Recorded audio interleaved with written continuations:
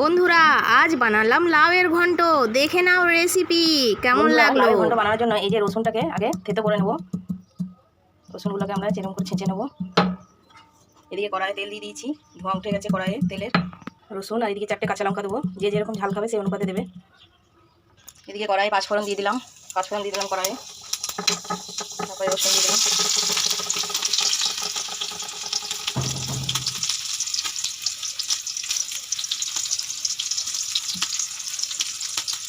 লঙ্কাগুলো ভাঙা যাচ্ছে না,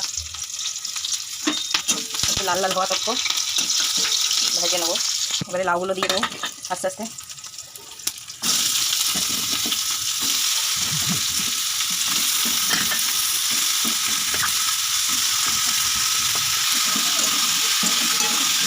নুনটা একটু পরে দেবো, নাহলে খুব জল বেরোবে, ওই জন্য নুনটা একটু পরে দেবো। ঢাকা দিয়ে দিলাম এখন। এই যে এখন অনেক জল বেরিয়ে যাচ্ছে, এখন নুন দিইনি তাতে এত জল বেরোচ্ছে। নুন দিলে অনেকটাই জল বেরিয়ে যাবে, নুনের ইয়েতে সেদ্ধ হয়ে যাবে। সামান্য নুন দিলাম, বেশি দেবো না, সামান্য নুন দিলাম।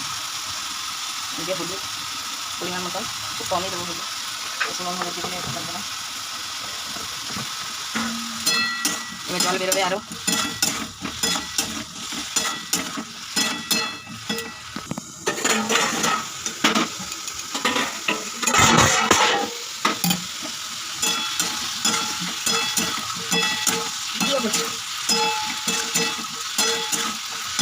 জল বেরিয়ে যাচ্ছে। তো বন্ধুরা এবারে জল দিয়ে দেবো। জল দিয়ে দিলাম, অল্প পরিমাণে দিলাম, সেদ্ধ হয়ে যাবে, লাউটা কুচি তো। জল দিয়ে এবারে চাপা দিয়ে দেবো। দেখি এবারে চাপাটা খুলে, যে অনেকটা জল শুকিয়ে এসেছে।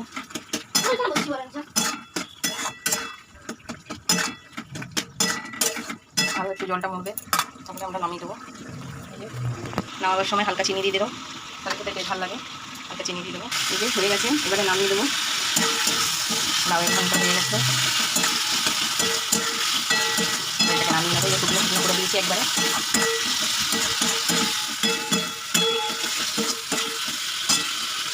বন্ধ করে দিলাম, নামিয়ে